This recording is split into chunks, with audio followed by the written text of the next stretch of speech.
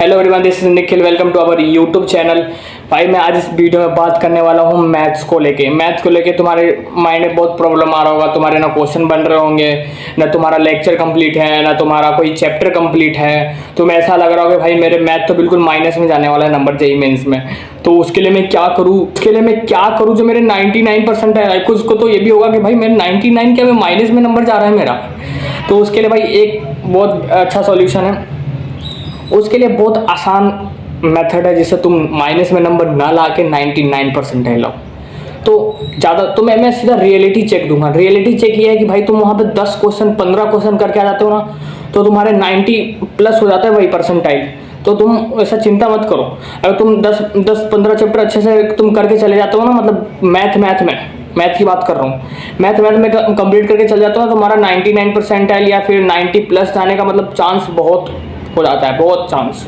क्योंकि मैथ में बच्चों का माइनस में बहुत नंबर आता है भाई। एक एग्जांपल बता दूं, एक का मैथ में 3 नंबर आए थे, 2 क्वेश्चन करके आया था जिसमें से एक राइट थे एक रॉन्ग थे, तो 4 आए थे, 1 माइनस हुआ तो 3 नंबर आए। उसके परसेंटाइल आपको पता कितना है मैथ के अंदर?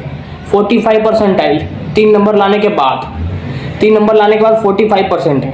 तो आप समझ सकते हो कि 3 नंबर लाने के बाद 45% है, तो तुम 10-12 क्वेश्चन करके आ जाते हो, तो तुम उसके हिसाब से तुम कैलकुलेट कर सकते हो कि कितने मतलब परसेंटाइल हो सकता है। तो इसीलिए तुम डरना बिल्कुल मत, जो हो गया। माइंड फ्रेश रखो। तुम्हारा 11th वेस्ट है, 12th आधा वेस्ट हो चुका है, फिर भी तुमको लगता है कि मतलब हम कैसे लाएं ये वो, तो तुम्हारा बिल्कुल सही तरीका बता देता हूँ। देखो 11th इग्नोर करो, 11th को इग्नोर करो। इसको 15 नंबर के बाद देखना। मैं बार बार कह रहा हूँ 15 नंबर के बाद। मैं फिजिक्स के लिए भी यही बोला, केमिस्ट्री के लिए भी यही बोला हूँ, अब मैथ के लिए भी यही बोलूंगा भाई कि 15 नवंबर के बाद देखना तुम 11th। अभी 12th फोकस करो। 12th फोकस करोगे तुम्हारा 11th खुद सुधर जाएगा। अब तुम 12th ही नहीं कर पाओगे 11th भी करने के चक्कर में, तो दोनों मिक्सअप हो जाएगा, ना 11th होगा ना 12th होगा, लास्ट में तुम्हें रोना ही होगा बस। तो इसलिए भाई बस 12th फोकस करो। मैं तुम्हें बता दूं, बस 12th करके भी चले जाता हो ना, तो तुम्हें आ जाएंगे 99 परसेंटाइल मैथ के अंदर। तो इसीलिए कह रहा हूँ। तो तुम अभी 12th फोकस, इसका मतलब ये नहीं कि 11th करके मत जाना है। इसका मतलब ये होता है भाई कि तुम्हें अगर 11th का क्वेश्चन आ रहा है और 12th तुमने कर रखा है, लेकिन 12th कर रखा है, 12th का क्वेश्चन तुमसे नहीं बन रहे, तो तुम्हारे पास ऑप्शन रहता है कि 11th वाले क्वेश्चन कर सकते हैं, 11th क्लास वाले, तो ये ऑप्शन रहता है। तो इसीलिए तुम ये नहीं कि मतलब तुम 11th करो ही नहीं। तो मैं बस ये बता रहा हूँ 15 नवंबर तक तुम बस 12th कर लो, 15 नवंबर के बाद तुम कर लेना 11th का।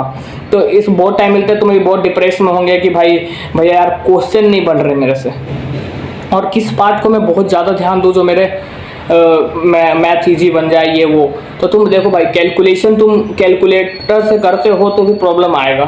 तुम एंड तक तुम खुद घुसो, खुद करो, नहीं आएंगे तभी तो सीखोगे। कैलकुलेट करना नहीं आ रहा है तभी तो सीखोगे। ये डर के छोड़ दोगे तो काम खत्म। तो डरना बिल्कुल नहीं है, बिल्कुल तुम खुद कैलकुलेट करना, बिना कैलकुलेटर यूज किए खुद से करना, तुम बहुत कुछ सीखोगे। कैलकुलेशन आसान हो जाएंगे। तुम्हें क्या बोलते हैं, डिटरमिनेंट्स, मैट्रिक्स, ये दोनों चैप्टर बहुत ईजी होते, कर लेना। वेक्टर कर लेना, 3D कर लेना। कैलकुलस भाई छोड़ना मत, कैलकुलस बहुत जाना, अभी नहीं कॉलेज में भी बहुत काम आता है। तो मैं ऐसा लगता है कैलकुलस बिना किए हम जीवन जी लेंगे तो जीने नहीं देंगे भाई एजुकेशनल सिस्टम अपना। ऐसा नहीं कि खराब है अपना एजुकेशनल सिस्टम, बहुत अच्छे लोगों ने इस एजुकेशनल सिस्टम से पढ़ के बहुत अच्छे कामयाबी पे हैं। तो ऐसा कुछ नहीं कि खराब है, बस एक जोक था। तो तुम मतलब ये है कि कैलकुलस तुम्हारा पीछा नहीं छोड़ेगा, कॉलेज में भी साथ देगा फर्स्ट ईयर तक।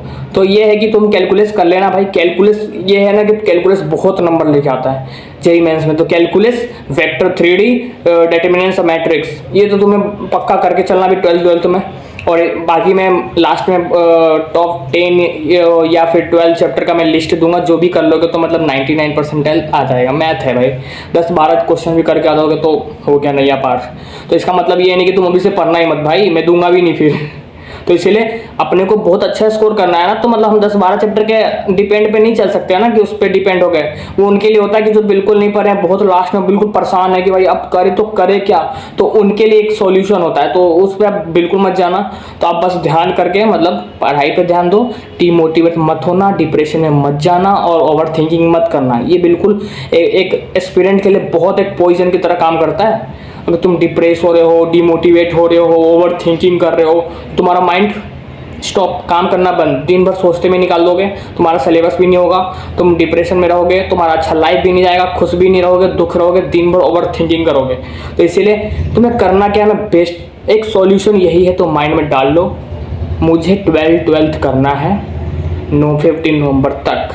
15 नवंबर के बाद मैं 11 छूँगा। भले मेरा 11 पूरा बर्बाद है, आधा बर्बाद है, थोड़ा बर्बाद है, या थोड़ा बहुत PYQ करना है, तो उसको मैं 15 नवंबर के बाद ही करूँगा। उसके पहले मैं 12th कंप्लीट करूँगा, अच्छे नंबर स्कोर करूँगा, DBP करूँगा, मॉड्यूल करूँगा, लेक्चर करूँगा, PYQ करूँगा, अदर बुक है तो वो करूँगा। मुझे बस 12th पे ही फोकस करना है। ये बस तुम गांठ बांध लो। मुझे डिमोटिवेट नहीं हो रहा कि मेरा 11th नहीं हो पा रहा भाई, टाइम निकलता जा रहा, मेरा 11th नहीं हो रहा, ये वो। 15 नवंबर के बाद बहुत टाइम मिलेंगे, तुम 11th कर पाओगे और 12th को रिवीजन साथ में कर रहे होंगे। तो इसीलिए डिमोटिवेट मत होना और डिप्रेशन में मत जाना। बस माइंड में एक ही लक्ष्य बना के चलो कि मुझे 12th फोकस करना है और 12th पे पूरा जान लगाना है। 15 नवंबर तक, मेरा 15 नवंबर तक कंप्लीट करके रहना है 12th बोर्ड लेवल और जे लेवल दोनों के लिए। तो भाई डिमोटिवेट मत होना, एंड यही बोलूँगा। तो तब तक के लिए भाई पढ़ते रहो, कहे मचाते रहो, आग लगाते रहो।